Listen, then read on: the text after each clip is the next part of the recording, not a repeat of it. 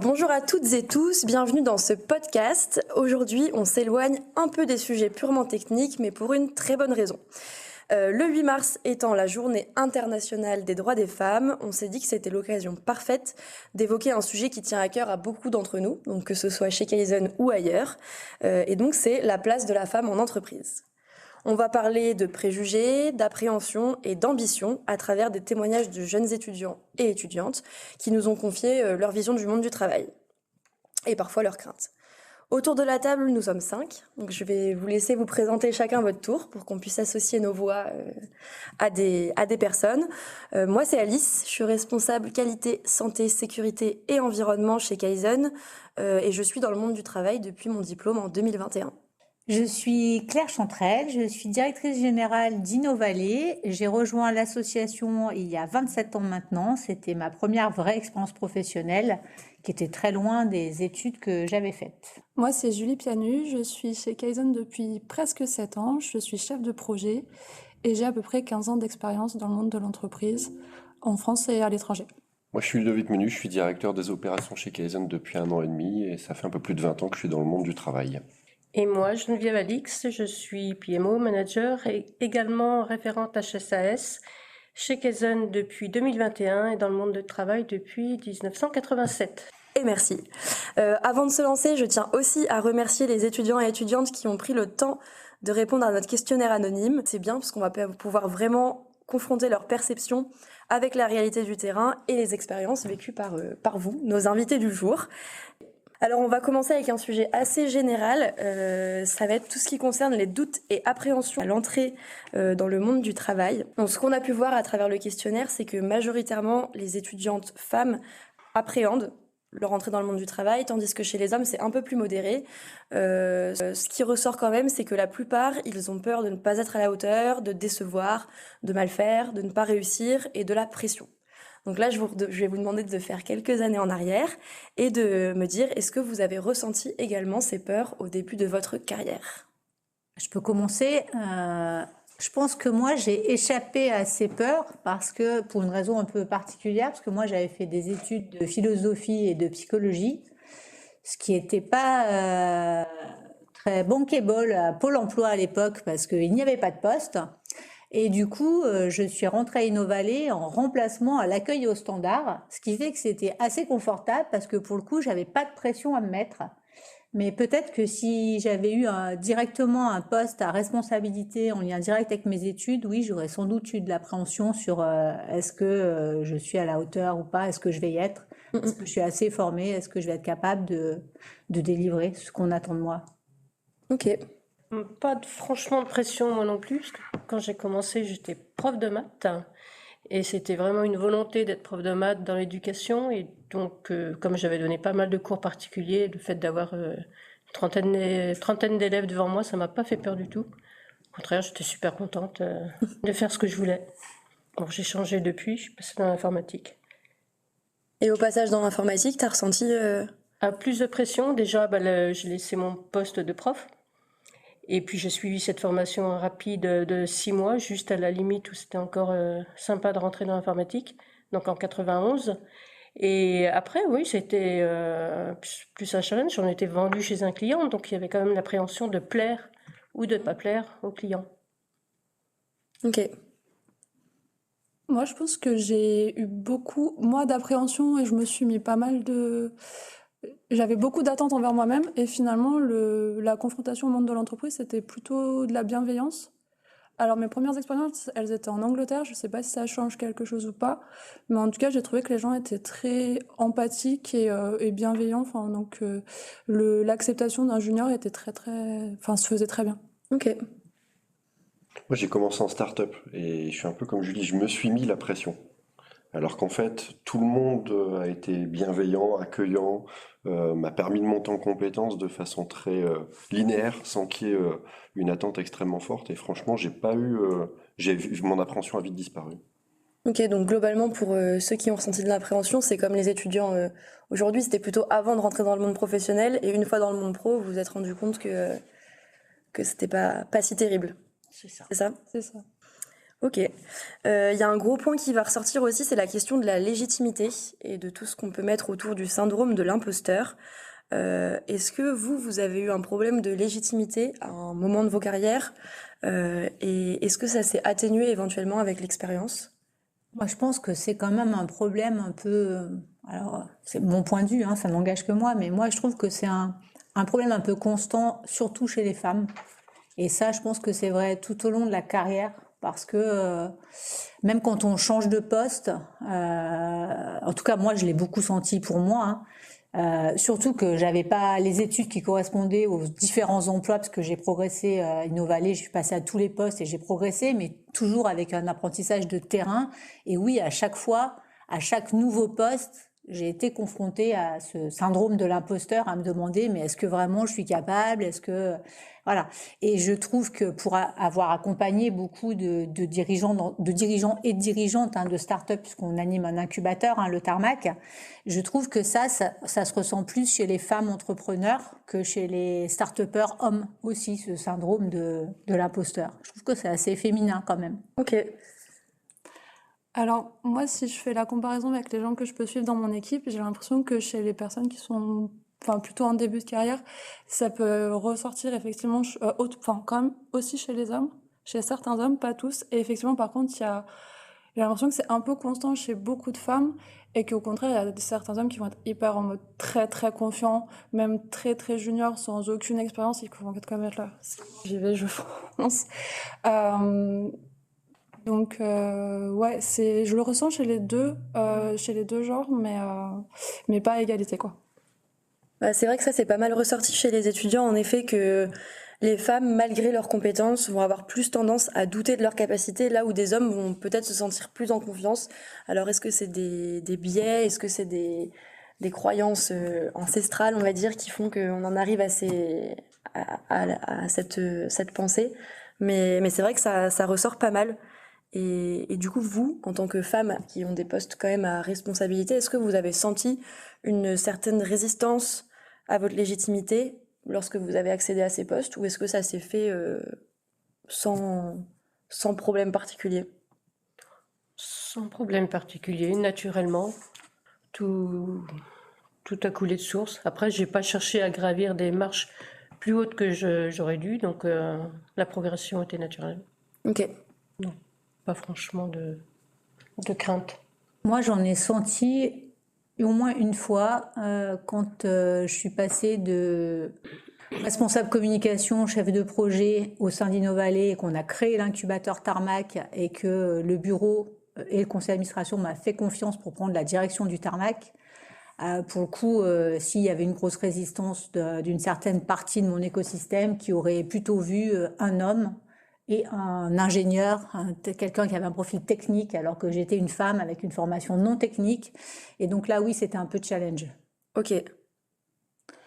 Moi, je le perçois plus sur les retours que je peux avoir des clients, parce que du coup, les personnes de Kaizen que je suis, c'est des gens qui sont en prestation. Donc, je fais aussi un suivi avec leurs clients, et c'est vrai que j'ai la perception, en tout cas, que quand c'est un profil d'un homme, ça va être, on va plus avoir tendance à se dire, il va réussir jusqu'à ce qu'il ait prouvé le contraire et qu'il réussit pas. Alors qu'une femme, on va plus attendre de voir, ok, on va voir, pourquoi pas, on lui laisse sa chance. Et une fois qu'elle aura prouvé qu'elle réussit, on lui fera confiance. Donc c'est le moment où est placée la confiance qui diffère, je trouve.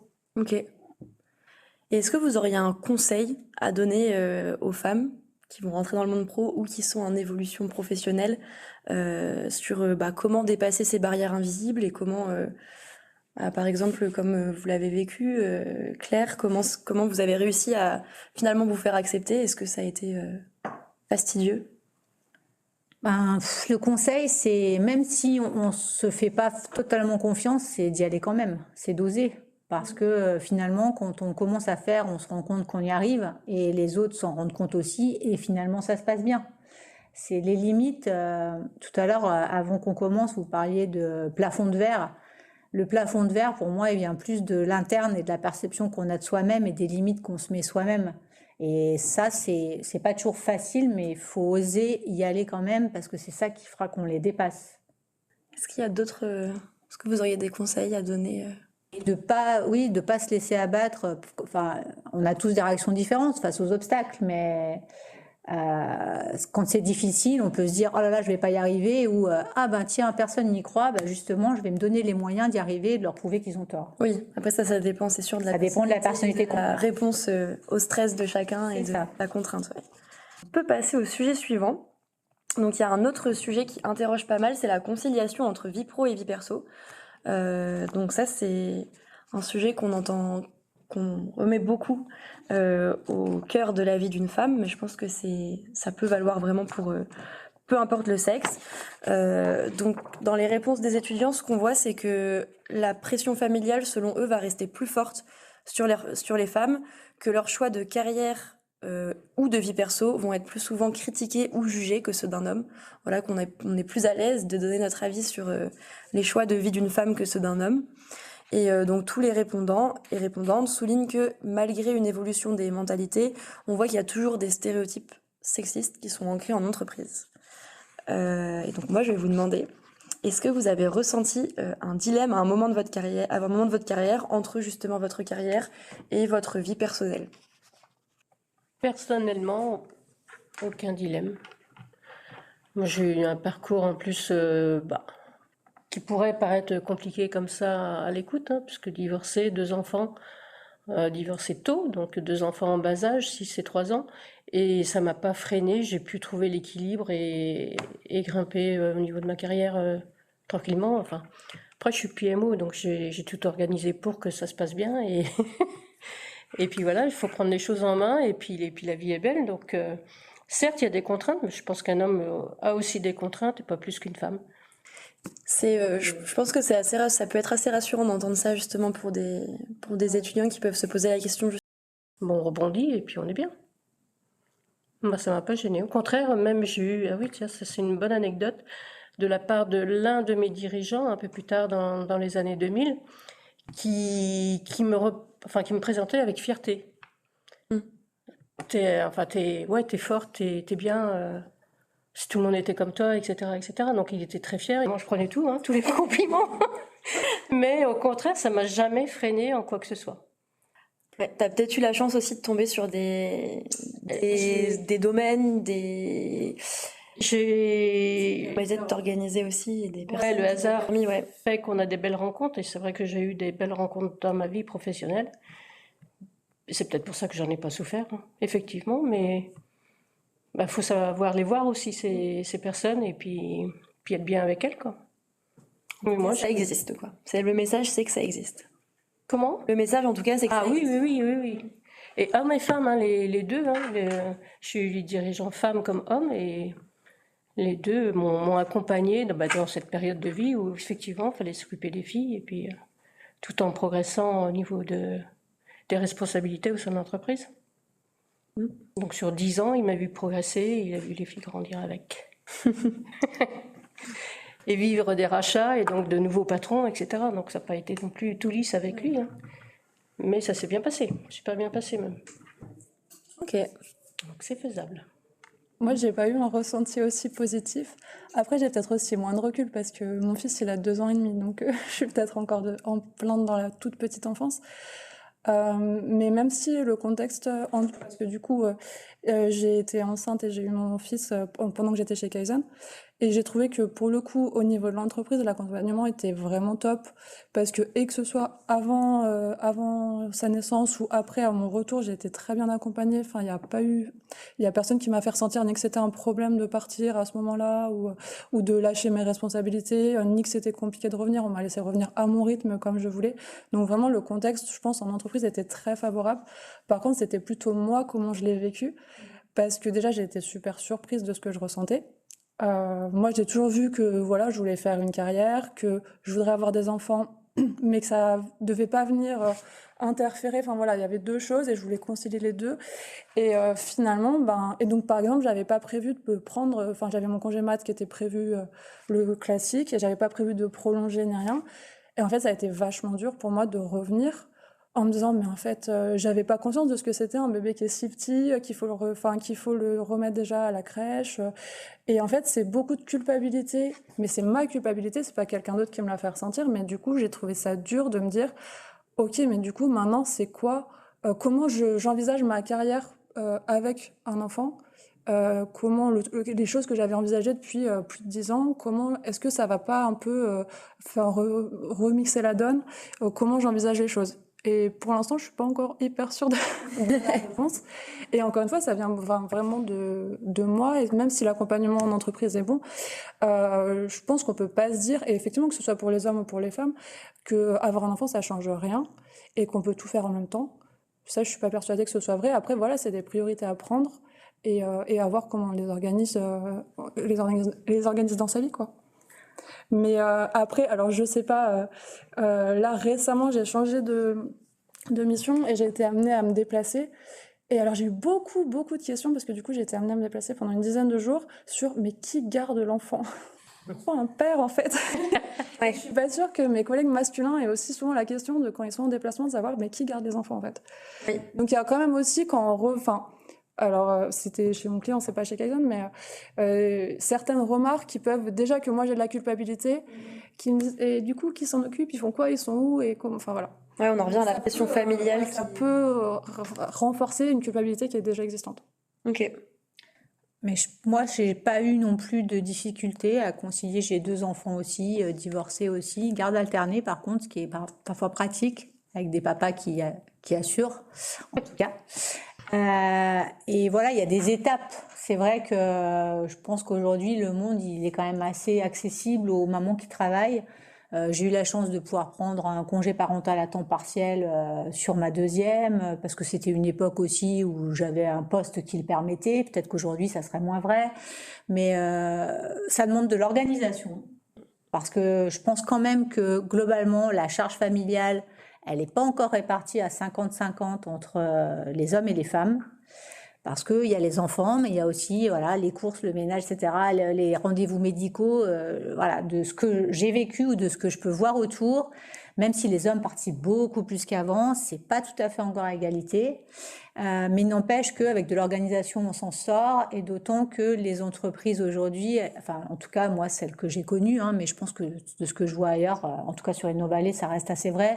Avec le télétravail, par exemple, ça permet de la flexibilité. On peut très bien, voilà, aller chercher son enfant à la sortie de la garderie. Alors bien sûr, on ne récupère pas à 16h, mais on récupère à la garderie, on peut s'occuper de ses enfants, on peut finir le soir, on peut jongler, enfin, ça se fait très bien, quoi. On n'est pas obligé de choisir entre son travail et sa famille. Ouais, il y a des solutions aujourd'hui qui permettent l'organisation assez rassurant. Et Ludovic, est-ce que tu as ressenti un dilemme à un moment entre ta carrière, ta vie perso, ou est-ce que tu t'as senti des... Je dirais pas un dilemme. Je dirais pas un dilemme, mais c'est ce qui a été dit précédemment, il y a des choix à faire. Et que ce soit homme ou femme, il y a des choix à faire sur ce qu'on fait. Il y a une organisation, il y a des moyens modernes aujourd'hui qui sont mis en place pour que justement chacun puisse y trouver son compte. Historiquement, c'est vrai qu'on disait, il y avait le papa qui travaillait, la maman qui s'occupait des enfants, qui allait chercher à la sortie de l'école. Il y a les garderies, il y a le télétravail, il y a différentes choses, les crèches qui ont été mises en place et qui facilitent, je pense, grandement aujourd'hui pour avoir une vie familiale en même temps que la vie professionnelle, mais néanmoins, il y a quand même quelques choix à faire.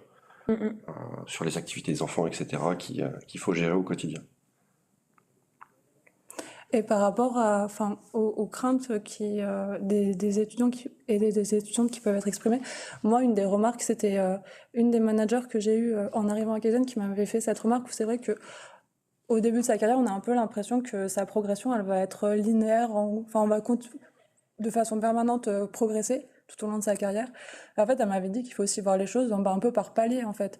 Et comme on disait, de revoir ses priorités et qu'on ne peut pas toujours être en progression, et que des fois, peut-être au début quand à l'arrivée d'un enfant, on va se dire, du coup, on revoit les priorités et pendant quelques temps, voilà, je vais prioriser plus ma famille. Et ça ne veut pas dire qu'on ne peut plus rien faire ou qu'on va être rétrogradé ou quoi que ce soit.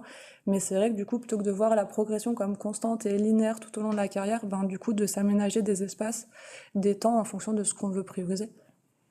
C'est intéressant parce que moi qui viens de... Ça fait 4 ans bientôt que je suis rentrée dans le monde du travail, mais c'est vrai qu'on a un peu l'impression que tout de suite qu'on va continuer tout le temps à évoluer. On se dit mais jusqu'où on va aller, mais en effet la vision par palier est intéressante et c'est pas non plus une mauvaise chose de faire des étapes et de parfois mettre un petit peu en recul sa vie pro pour sa vie perso, même que ce soit enfant ou autre. On a des aspirations perso qui parfois sont plutôt bonne à mettre en avant, ouais. Par palier ou par défi aussi.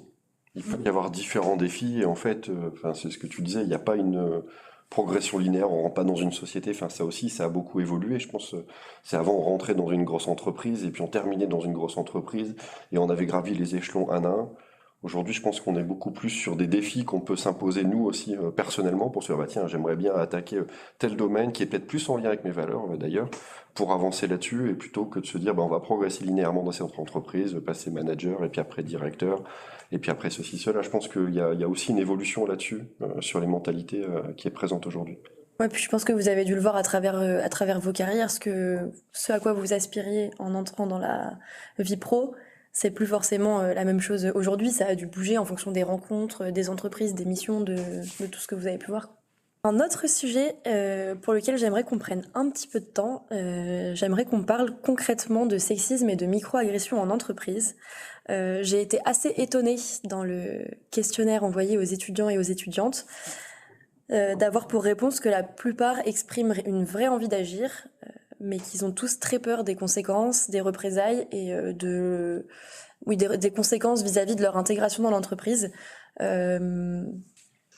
De mon point de vue, c'était plutôt clair. Voilà, il se passe quelque chose, on agit, mais c'est vrai que c'est une crainte qui ressort pas mal et que ça dépendrait vraiment de leur situation personnelle et de la gravité des faits. Mais c'est pas forcément une évidence en fait d'agir, de se positionner, d'en parler à la direction, à son manager. Ça dépend vraiment de comment on se sent dans l'entreprise. Et du coup, j'aimerais bien que vous me racontiez si vous avez déjà été confronté à des remarques sexistes ou microagressions en entreprise, et si oui, comment vous l'avez géré. Alors je vous demande pas forcément de raconter vos expériences personnelles en tant que victime, ça peut être en tant que témoin, je vous demande pas de détails, mais si vous avez des expériences à partager, je pense que ça pourrait être vraiment intéressant. Soit j'ai eu de la chance, mais moi j'en ai jamais ni vu, ni subi, ni remarqué. Pourtant, alors nous on est une équipe essentiellement féminine, mais par contre on travaille qu'avec des hommes par ailleurs, et j'ai jamais senti quoi que ce soit dans aucun des projets sur lesquels j'ai travaillé, quoi. Est-ce que tu penses que c'est ta manière aussi de te positionner? Est-ce que c'est t'as peut-être construit une confiance en toi qui fait qu'on ne te remet pas en question justement ou qu'on n'ose pas forcément Oui, c'est possible, oui. C'est possible. Ok. Alors moi, je suis référente HSAS et je me suis inscrite au CSE pour avoir ce rôle-là et pas pour faire autre chose au sein du CSE. Pourquoi? Parce que on est donc ESN est fier de l'être, donc société de service. Et le service, faut pas le prendre au pied de la lettre, quoi. Et malheureusement, je pense que quand un jeune homme ou une jeune femme rentre chez un client, de peur de se faire tacler ou avec des contraintes, hein, elle va dire oui. Alors, je vais pas dire oui à tout, mais presque. Et ça peut être grave. Donc moi, je tiens à dire, c'est ce que j'avais dit à une de nos réunions, c'est qu'il faut lever la main, il faut dire non, il faut que ça reste factuel, il faut toujours en reporter à son chargé de projet, à son manager. Toute situation, tout mot, ce qui n'est pas à entendre, il faut le répéter. On est une société de service, c'est pas pour ça qu'il faut donner de soi outre mesure. Donc c'est pour ça, et je pense que c'est naturel d'avoir peur, hein, parce qu'on a peur des retombées de sa boîte. Oui, ça fait peur. Et donc de là à dire ok, je vais aller boire la bière, oui, en sortant du boulot, non. Si on sent qu'il y a quelque chose, il faut savoir dire non et tout de suite. Alors perso, je l'ai vécu, alors pas au tout début, mais c'était exactement ça, hein, un chef de projet qui me faisait du rentre-dedans, je sais pas si ça sera coupé, mais enfin bref, faisait largement des avances, c'était clair et net, c'était donc là, pendant les suivis de mission, elle était extraordinaire, elle est au-delà de mes attentes, etc., etc., et à un moment donné, ça allait vraiment trop loin, j'ai dit non, enfin je lui ai renvoyé ses cadeaux et tout ça là, sur son siège de voiture. Et là, quand il est rentré, il m'a appelé et il m'a dit ta mission est sans doute compromise, elle va s'arrêter plus vite que prévu. Donc, j'ai tout de suite appelé mon responsable et je lui ai dit, le prochain suivi de mission, je pense que ça va mal se passer. Du coup, on est arrivé avec tous les comptes rendus où c'était très bon travail, machin. Et là, il a dit, je comprends pas, enfin, mon responsable a dit, je comprends pas comment vous pouvez dire ça de Geneviève alors qu'il y a 15 jours, c'était parfait. Et de fil en aiguille, en interne, ça a fait son chemin aussi. Et donc là, c'est le directeur projet interne qui est venu me voir et qui m'a dit, je pense qu'il y a du harcèlement, donc plutôt au travail, opérationnel. Il dit, j'espère qu'il n'y a pas autre chose. Ouais. Du coup, le chef de projet a été sorti du projet. Ouais, c'est que là, Et moi, je suis restée. un vrai sujet de harcèlement, en effet. Ah là, c'était du harcèlement pur et dur, quoi. Pur et dur. Ah oui, non, mais il est allé loin. Hein. Et c'est vrai qu'au début, j'avais prévenu en interne, j'avais prévenu ma boîte. Mais au niveau du client, je disais rien. Je sais jamais. Ouais, c'est ça. Par peur de... Ouais. On sait jamais. Et puis au bout d'un moment, tu peux plus, là. Tu te dis, attends, là, ça va loin quand même. Donc oui, et c'est pour ça que j'ai pris ce rôle de responsable HSAS, parce que je veux prévenir ça. Il faut savoir dire non, et que ce soit homme ou femme. Hein. Parce qu'il y a des deux côtés. Hein. Il faut savoir dire non, il faut savoir le dire à sa boîte, hein, un référent ou autre, mais il ne faut pas avoir peur. Oui, puis ça c'est vrai, enfin, là on va carrément jusqu'au harcèlement, mais c'est vrai aussi pour des situations où des commentaires déplacés, du sexisme au quotidien, savoir réagir, pas avoir peur de dire non, mais là ce que tu viens de dire ça me plaît pas, sans être vu comme le petit jeune ou la petite jeune un peu arriviste qui est plein de revendications, c'est pas forcément évident non plus. Bah, en tout cas, moi personnellement, j'ai pas été confrontée à des choses aussi graves que ce que tu peux évoquer, Geneviève. Par contre, pour évoluer dans un univers qui est quand même majoritairement masculin, enfin, je vois, ça m'arrive quand même quasiment tout le temps d'être dans des réunions avec que des hommes, d'être la seule femme. C'est pas forcément toujours un univers qui est très confortable au quotidien, même s'il n'y a pas de choses graves, on va dire, qui se passent, mais il va y avoir des blagues. Donc après, les petites blagues un peu où si tu rigoles pas, du coup, t'as pas d'humour. Tu dis, non, juste, elle est un peu nulle ta blague. Enfin, et donc après, la question, c'est comment on se positionne par rapport à ça. Est-ce qu'on laisse glisser? Est-ce qu'on rigole à la blague, même si on la trouve complètement naze, pour se dire qu'on va s'intégrer? Est-ce que on carrément, du coup, on dit, non, en fait, on explique pourquoi la blague, elle est problématique? Donc c'est pas forcément toujours hyper facile de se positionner. Donc il y a les blagues, il y a les commentaires sur les vêtements. Moi, j'ai eu 1000 fois des commentaires sur « Oh, sympa la robe, oh, mal... » En fait, pour moi, c'est des choses qui n'ont rien à faire dans le monde du travail. C'est des commentaires qui sont pas sollicités. Et c'est vrai que du coup, pareil, quelle est la réaction qu'il faut avoir? Est-ce que j'ai l'énergie qu'il faut pour expliquer pourquoi c'est déplacé? Est-ce que juste je laisse couler? Généralement, ça va plutôt être mon niveau d'énergie, savoir ce que j'ai envie de faire par rapport à ça. Mais c'est vrai que de façon globale, du coup, ça donne un climat qui est pas forcément hyper confortable tout le temps. Mais c'est vrai que c'est des choses qui existent. Après, moi, l'espoir que j'ai, c'est que j'ai l'impression que ça se retrouve moins chez les plus jeunes. Et que du coup, il y a un peu un espoir de dire que ça va s'atténuer au fil du temps assez naturellement. C'est vrai que c'est important ce que tu dis. Il y a aussi toute la notion des choses qu'on pourrait dire dans la vie perso ou à des amis. Par exemple, dire à un ami ou à une amie qu'on aime bien sa tenue, ça va pas du tout avoir la même répercussion que en entreprise à un collègue à qui on parle 2 fois dans l'année, quoi.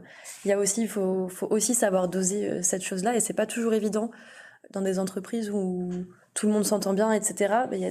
Chacun va mettre son curseur un peu à un endroit différent, et c'est ce que tu dis, en fait, à quel moment tu réagis, à quel moment ça va blesser une personne, mais pas en blesser une autre.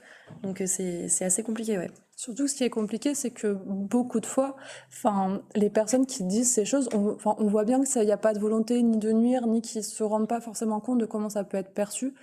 Et donc, c'est plutôt de se dire, est-ce que j'ai l'énergie d'expliquer pourquoi, sachant qu'il n'y avait pas de malice derrière, ou est-ce que je laisse glisser, je me dis, c'est pas grave pour cette fois, mais sauf que c'est vrai que quand ça s'accumule, la position, elle n'est pas forcément hyper facile à avoir.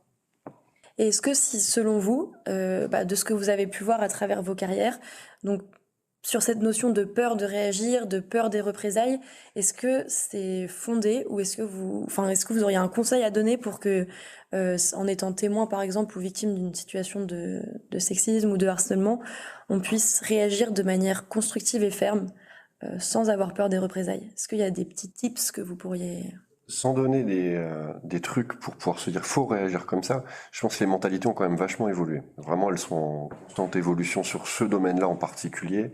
Et des remarques sur les compétences techniques. Enfin, dans ma carrière vis-à-vis des femmes, j'en ai entendu mais des vertes et des pas mûres. Et moi, j'ai pas osé réagir. Parce que, alors certainement un sentiment d'isolement aussi, hein, à se dire bah du coup je vais être tout seul à réagir. Ce que tu disais tout à l'heure, c'est bah, du coup ouais je vais être tout seul et comment on va réagir à l'Assemblée. Je pense que c'était une erreur claire là-dessus. Et aujourd'hui, je dirais plus qu'on a une responsabilité collective d'agir là-dessus et de. On est là pour discuter compétences, performance. On est dans une entreprise pour performer, mais aussi pour se respecter. Et du coup, je pense qu'on a vraiment une responsabilité collective là-dessus et d'agir tous collectivement et pas unitairement et de façon très ponctuelle, parce que ponctuellement parlant, enfin, on se bat, mais on est sûr de perdre à coup sûr. Alors que si on y va collectivement pour rappeler les règles de vie en communauté, de vie en entreprise, il y a des règles, il y a un référentiel d'entreprise, ben, homme ou femme, c'est pas genré, il y a un référentiel d'entreprise. Donc du coup, on doit agir dans ce sens-là et justement, enfin, c'est pour ça que pour moi, c'est une responsabilité collective qu'on a plus. Mais pour moi, ça va au-delà de... Parce que c'est ce que tu disais tout à l'heure. En fait, la question de comment on prend les choses, c'est vrai pas que dans le domaine du sexisme. C'est dans apprendre à vivre ensemble dans une équipe ou avec d'autres gens, c'est aussi comprendre qu'on fonctionne tous différemment, on n'a pas les mêmes limites, on n'a pas les mêmes... Et que voilà, ce qui va très bien convenir à l'un, on peut très bien plaisanter avec l'un et pas du tout avec l'autre. On n'a pas le même rapport à l'intime, les uns et les autres. On n'a pas les mêmes types de fonctionnement. Pour moi, ce qui est important, c'est d'apprendre à comprendre nos différences et respecter nos différences, quelles qu'elles soient, indépendamment de... Bah, il n'y a pas que le sexisme, quoi. Ouais. Ouais, c'est ce qu'on dit souvent hein, dans les réunions de sensibilisation qu'on peut faire sur ce sujet-là et d'autres, mais ce qui est important, c'est de savoir lire la pièce, en fait, et de savoir lire son interlocuteur C'est ça. et s'adapter à sa réaction. C'est pas de travailler dans la mauvaise humeur, mais c'est de travailler avec, dans le respect, quoi. Respect. Ouais. Oui, puis je pense qu'un vrai conseil aussi dont on n'a pas forcément conscience, enfin quelque chose dont on n'a pas forcément conscience quand on est étudiant, c'est qu'en entreprise, on est quand même, en tant que salarié, enfin en tout cas moi je me sens quand même protégée, même en étant arrivée il n'y a pas très longtemps dans l'entreprise, même en étant jeune dans le monde du travail. Alors c'est peut-être pas le cas partout, mais pour le moment j'ai fait 3 entreprises et ça a été un peu comme ça partout. Il y a quand même des services ressources humaines, il y a des services de prévention, il y a le CSE, il y a des référents de tous les types et du coup faut pas non plus hésiter à aller les voir eux. Enfin, même si on n'ose pas réagir, et c'est ce que tu disais Ludovic, c'est pas toujours évident de réagir dans une situation et c'est pas qu'être faible ou qu'avoir mal agi, en fait c'est juste ça arrive. Et d'aller voir des personnes qui peuvent nous aider pour gérer la situation, c'est aussi ça la solution finalement. Puis moi, il me semble quand même que c'est un cadre qui finalement est plus rassurant et où c'est moins compliqué que d'autres cadres qu'on a traversés dans nos vies. Enfin, je pense que c'est plus difficile d'être collégien dans un groupe de collégiens aujourd'hui que d'être collaborateur dans une entreprise. D'abord parce que le niveau de maturité des gens avec lesquels on travaille n'est pas le même, que le cadre est beaucoup plus fixé, donc il y a beaucoup moins de dépassement de limites que ce qu'on voit. Donc quand on rentre dans le monde du travail, on a déjà franchi des tas d'étapes de difficultés de la vie en groupe qu'on va pas rencontrer en entreprise, à mon avis, ou beaucoup moins. Après c'est sûr qu'il y a forcément, on entend pas des faits divers, mais voilà, des situations, des situations qui se sont produites en entreprise et qui font un peu du bruit. Peut-être que nous, on n'a pas vécu, du coup, on le ressent beaucoup plus positivement en tout cas, mais ouais, même si ça arrive, il y a quand même des leviers. Des situations, hein. Ouais. On a encore des progrès à faire. Oui. L'homophobie, par exemple, on n'en parle Oui. pas, mais il y en a qui ne l'acceptent pas. Justement, dans les anciennes générations et tout ça, il y en a pour qui c'est pas possible, quoi. Là, il y a encore du travail à faire. On est de mieux en mieux parce que justement, il y a des cellules au sein des sociétés, de chacune des sociétés, les services RH, les petites séances qu'on peut faire, les affichages aussi, n'ayez pas peur de parler, etc. etc. Mais les formations et les sensibilisations Ouais. managers sont aussi importantes là-dessus. Carrément. Enfin, je Ouais. pense que c'est un des éléments clés aussi. C'est de sensibiliser justement à ça les managers. Enfin, ça fait partie du rôle essentiel du manager, Sûr. de s'assurer que, dans sa vie d'équipe, ça se passe bien, mais de sa vie aussi avec les autres équipes, ça se passe bien. Donc je pense que ces formations et sensibilisations, elles sont essentielles là-dessus. Et vous voyez une évolution? Enfin, Oui, sur le... carrément. Ouais. Ouais. Et pour revenir sur le sujet du sexisme, mais effectivement, comme tu dis, Geneviève, je pense qu'il y a aussi d'autres discriminations sur lesquelles c'est la même posture de se dire que c'est pas que les personnes qui sont concernées par la problématique qui doivent réagir en cas de problème. Je pense que ça a d'autant plus de poids si, quand il y a une remarque qui est déplacée qui est faite à une femme, s'il y a aussi un homme qui se dit, en fait, non, ta remarque, elle est déplacée. Et en fait, c'est pas le problème juste de la catégorie de personnes qui est discriminée, mais c'est un problème collectif et que s'il y a des choses à dire, qu'il y ait une attente globale, enfin une responsabilité collective de se dire, non, ça c'est des choses qu'on n'a pas envie d'accepter. On a aussi demandé aux étudiants et étudiantes quels stéréotypes, selon eux, donc sur les femmes, sont encore présents en entreprise. On a eu pas mal de réponses et donc il y a toute une partie sur le fait que les femmes seraient moins compétentes, trop sensibles pour décider, que si elles réussissent, c'est grâce à leur physique et que les femmes aussi ont de meilleures compétences relationnelles. Voilà, donc c'est ça qui est ressorti majoritairement. On a aussi toute la question de rôle genré. Donc le fait d'être PDG, ça va être plutôt un homme, d'être secrétaire, ça va être plutôt une femme. Est-ce qu'il y a des stéréotypes qui vous ont marqué au cours de votre carrière? Et est-ce que vous voyez, enfin, si oui ou non, et est-ce que vous voyez des évolutions? Il y a des évolutions, mais j'ai un peu peur qu'actuellement, il y a des femmes à certains postes parce qu'il faut avoir le quota de femmes à certains niveaux. Et ça m'embête. Surtout quand c'est répété après en réunion, là, ils vont atteindre leur quota, donc c'est pour ça, c'est même pas la peine qu'on postule. Enfin, il y a plein de phrases comme ça, et moi, ça me dérange parce que ces femmes, elles avaient autant leur place que d'autres. Et donc, ça va trop loin, quoi. Ça, je l'ai déjà Avoir entendu. le quota. En si peu de temps dans le monde du travail, je l'ai déjà entendu plusieurs fois, t'es le quota féminin. Voilà. Donc ça, c'est une réflexion qui est pas bonne du tout. Donc, Et du coup, le problème, c'est la réflexion ou c'est le fait qu'il ait fallu instaurer des quotas? Parce que, du coup, c'est quoi? J'ai pas compris ce qui te pose problème. C'est le fait que les quotas existent ou le fait que, à cause de ça, il y a des réflexions qui soient engendrées? Alors moi, c'est la réflexion. Mais le quota, c'est bien. Enfin, mais j'aime pas ce mot quota en même temps. Avoir une norme, quoi. La parité, non. Pour moi, il pourrait y avoir plus de femmes et moins d'hommes. Il pourrait y avoir plus d'hommes et moins de femmes. C'est tes compétences qui font que tu es là. Donc le mot quota ne me va pas. Et puis alors quand j'entends ça après, c'est pour le quota. Là, ça descend toute crédibilité de la personne qui a été promue, quoi. La discrimination positive, ça reste de la discrimination. Si on veut pas discriminer, on ne discrimine pas. Point. Ouais. Donc pour moi, les quotas, oui, c'est un problème. C'est un problème, les quotas.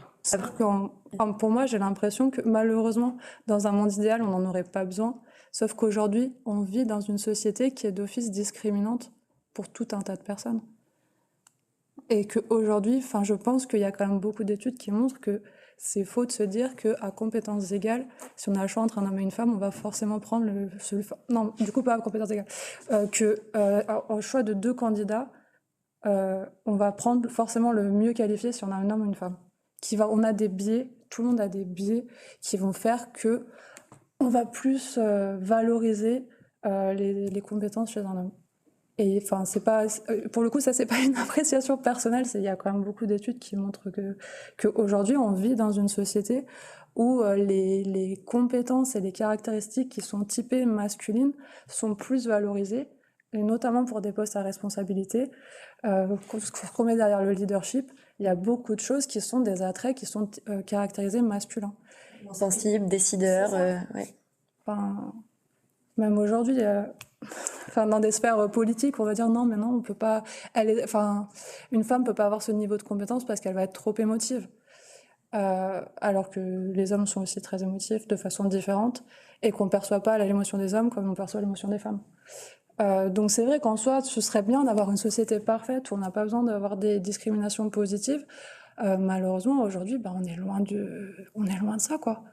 Et après, c'est vrai qu'il y a des réflexions de personnes qui se disent, oui, elle est là pour les quotas ou quoi. Après, forcément, quand il y a une espèce de perte des privilèges masculins, et ça, des fois, la pilule est un peu difficile à passer, mais je sais pas si le plus gros problème, pour moi, c'est plus les commentaires que le fait qu'il y ait des quotas et que malheureusement, aujourd'hui, on en a encore besoin. Compter ses heures, compter. Arrêtons de compter. Et c'est peut-être qu'on est obligé aujourd'hui de passer par là pour en arriver justement à un monde sans quota, quoi. peut-être que nous, autour de la table, on n'est pas biaisés, mais c'est vrai que il y a des entreprises, il y a des milieux dans lesquels où je vais vraiment partir sur un vrai cliché dans le BTP. Enfin, moi, je l'ai vu, on m'a déjà dit, mais de toute façon, de la prévention des risques dans le BTP, tu vas te faire marcher dessus.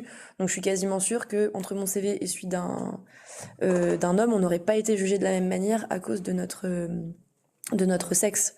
Et c'est vrai qu'il y a des milieux qui sont sûrement plus propices à ça que d'autres.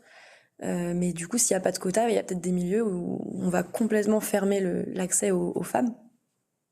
Et pour autant, moi, j'ai vécu dans le monde du chantier pendant quelques années quand même, hein. Alors, c'était pas du BTP, mais on tirait de la fibre un peu dans le domaine industriel. Et les femmes étaient beaucoup plus respectées que les hommes. C'était surprenant, ça là-dessus, par rapport à ce que vous dites, au ressenti, etc. Mais j'ai souvenir de certaines femmes qui arrivaient sur les chantiers. Il y avait quelque chose qui se passait où finalement, elle était beaucoup plus écoutée que nous, finalement, où on était peut-être, j'en sais rien, considérés au même niveau que tous ceux qui étaient sur le chantier ou autre. Mais j'ai souvenir de certaines femmes qui sont intervenues. C'était assez marquant. Et je vais juste revenir sur le sujet précédent. Moi, j'ai quelques titres de journaux en tête qui reviennent sur. C'est la première femme au COMEX de cette entreprise. Je l'ai vu plusieurs fois. Alors, c'est un C'est titre que qui me fait bondir, ça. La femme, à sa page Wikipédia, elle a accompli plein de choses. Voilà. La femme. Mais du coup, cette phrase de il y a une femme au COMEX, en fait, je trouve que c'est complètement nul. Ça n'a aucun sens parce que du coup, enfin, si cette personne est arrivée là, qu'elle soit un homme ou une femme, c'est qu'elle était compétente, elle a été jugée compétente. Et du coup, je trouve que c'est complètement contre-productif de faire un titre de presse, d'intranet ou autre, sur cette thématique-là. En fait, je vois pas le sens. Si ce n'est amener des commentaires négatifs après pour c'est le quota, c'est parce qu'il fallait une femme à tel endroit ou autre. Je pense que ça doit passer au même titre que quand un homme rejoint le COMEX, bah, la femme rejoint le COMEX, bah, c'est la même chose. Et puis c'est tout. Bah, elle apportera son lot de compétences, son lot de vision stratégique ou autre dans une entreprise. Je suis assez d'accord sur la partie interne, mais c'est vrai que sur la communication externe, il y a des manières de le faire et des endroits. Mais pour des jeunes filles qui vont être en primaire, au collège, au lycée, de voir des exemples de réussite comme ça et que ça change en fait du classique l'homme PDG, la femme secrétaire là dont on pouvait parler, enfin des choses qui sont un peu plus inscrites, qu'on voit dans les films, qu'on voit partout, et bah ça peut être aussi des exemples de ah bah purée en fait moi aussi je peux faire ça quoi. Je pense que plutôt que de dire il y a une femme au COMEX, ce serait plutôt dire elle est responsable d'eux. Le Ouais. titre de l'article serait beaucoup plus porteur, en tout cas, pour cette personne, que de dire c'est la femme du COMEX. Oui, c'est sûr. Ouais, ouais. Mais c'est vrai que je rejoins Alice dans le sens où effectivement les formulations sont souvent maladroites, au mieux maladroites. Mais c'est vrai que le fait de valoriser et de mettre en avant des exemples pour montrer aux plus jeunes femmes, voire aux petites filles, que il y a différentes possibilités de carrière qui s'offrent à elles et que un peu tout est possible en fait. Donc effectivement la communication, axer un peu plus la communication, c'est encore nécessaire. Même si souvent effectivement les formulations sont pas top. Et juste pour rebondir sur ce que tu disais Alice tout à l'heure, moi je suis persuadée que des biais on en a tous et que un des premiers pas c'est de reconnaître qu'en fait on en a. Des biais, que ce soit sur le genre ou sur tout plein d'autres discriminations qui peuvent exister. Enfin, on vit dans une société, on peut avoir notre raisonnement, notre expérience, on peut avoir plein de choses, on est aussi partie d'une société et d'un monde dans lequel on évolue et qui nous influence, je sais pas.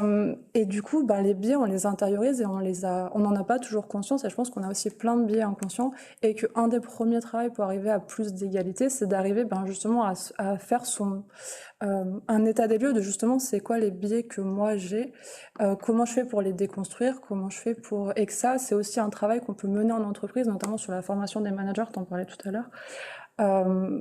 Parce que du coup, ça influe, même si on le veut pas forcément, on a forcément des biais inconscients qui vont influer sur nos relations avec les équipes, avec les autres. Et ça, c'est un gros travail et c'est pas forcément toujours facile parce que c'est pas non plus toujours hyper valorisant de se rendre compte des propres biais qu'on peut avoir et du coup de la vision que ça peut nous amener à avoir des autres, quoi.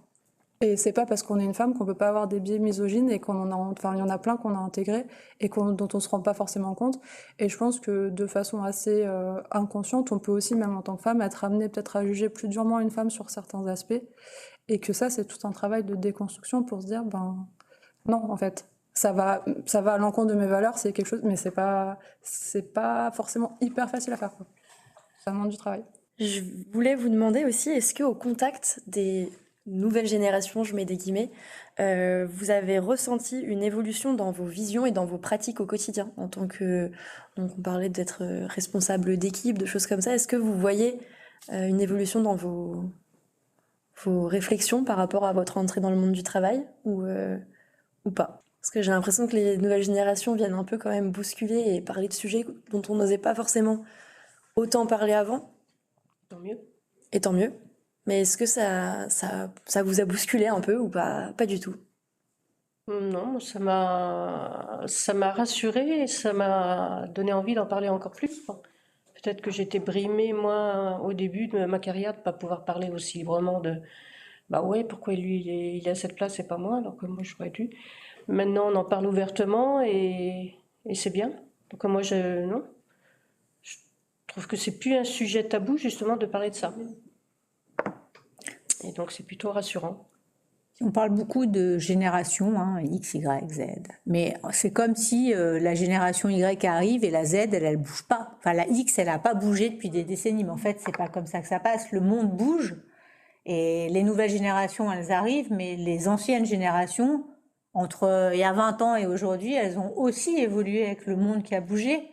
Et donc, finalement, il y a plein d'aspects où, enfin, voilà, moi, je trouve pas qu'on ait tant d'écart parfois avec les nouvelles générations. Bien sûr qu'il y a des âges, il y a des tendances, etc. Mais en plus, quand on est parents d'enfants, d'ados, etc. Enfin, on est obligé de suivre aussi un peu. On n'est pas si déconnecté que ça de la nouvelle génération, quoi. Ouais. Et elle n'est pas si déconnectée que ça non plus des anciennes, parce qu'on a aussi transmis tout un tas de choses à leurs parents, leur ont transmis tout un tas de choses.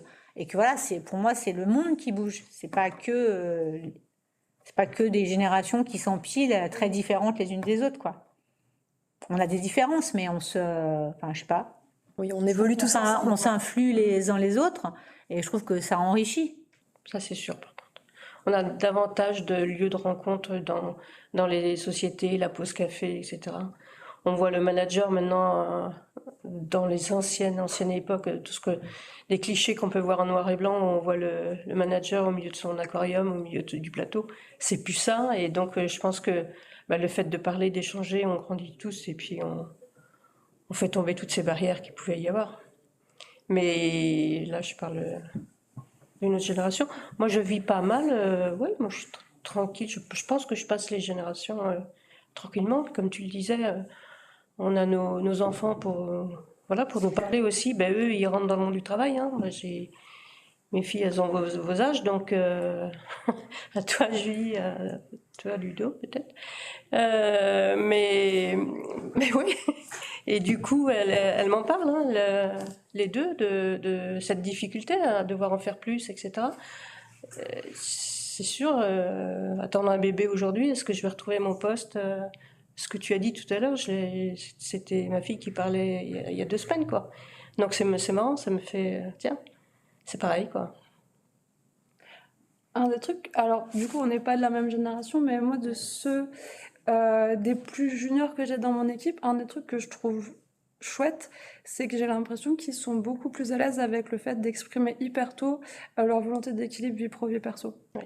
Et que du coup, c'est vraiment une valeur qui est forte et qui recherchent et qui sont à l'aise de venir dire, et ça veut en aucun cas dire qu'ils sont moins motivés ou moins impliqués dans la partie travail, mais par contre que réussir à trouver un vrai équilibre, quitte à, comme tu disais tout à l'heure, tu vois, c'est pas forcément pour un équilibre avec la vie familiale, parce que souvent, ils sont trop jeunes, enfin, c'est pas encore dans leurs préoccupations, mais le fait d'avoir, que ce soit sur des activités ou d'autres choses, enfin, du temps pour équilibrer les deux. Et je trouve ça plutôt, je sais pas, je trouve ça cool comme prise de conscience ouais. Qu'il y a d'autres choses qui sont importantes et qui sont à valoriser aussi. Enfin, c'est des sujets qui sont intéressants à discuter du coup. Je vais devoir vous couper malheureusement. C'est passé très vite et le sujet nous passionne. Je vais quand même vous proposer rapidement à tous un petit mot de conclusion. Donc chacun votre tour.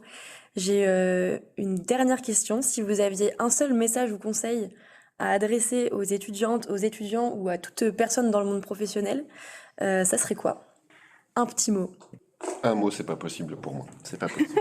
Phrase. Non, en fait, c'est beaucoup de thématiques qu'il faut intégrer, mais quand on rentre dans le milieu de l'entreprise, On parlait tout à l'heure du syndrome de l'imposteur, je parle plus d'humilité. En fait, quand on arrive dans une entreprise, il faut savoir être humble, respecter les codes. On a beaucoup parlé des codes qui pouvaient être présents dans les entreprises aussi. Il y a des endroits où on parle beaucoup plus facilement que d'autres. Je pense qu'il y a des codes, il faut savoir les appréhender. Pour moi, le maître mot, ça reste le respect.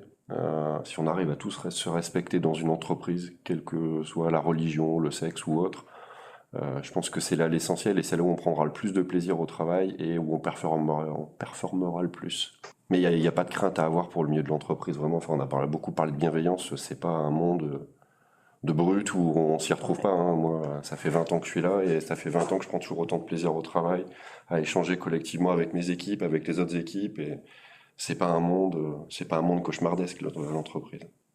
Et je dirais comme toi, je rajouterais ayez confiance en vous pour travailler dans la bonne humeur, tu disais, dans le respect de l'un de l'autre. Moi, je dirais bien que l'entreprise, oui, et la vie professionnelle, hein, ça peut aussi et surtout être une vraie source d'épanouissement personnel. Si on fait les bons choix, voilà, c'est un vrai moyen de se faire plaisir, de grandir, de s'épanouir, c'est une vraie opportunité. C'est un vrai parcours de vie, c'est une aventure humaine. Et voilà, c'est chouette. Donc, faut pas en avoir peur. Ouais, moi je suis assez en phase avec ça, de dire que on y passe beaucoup de temps et que c'est important de réussir à trouver ce qui va nous faire plaisir, ce qui va nous motiver, ce qui va nous animer. Et que c'est pas seulement dans le type de poste, mais c'est aussi dans l'environnement dans lequel on évolue. Parce que peut-être qu'aussi là on est un peu, je sais pas si on est biaisé par l'entreprise ou les entreprises dans lesquelles on évolue, mais c'est aussi important de se dire, enfin, un même poste, en fonction de l'entreprise, il peut avoir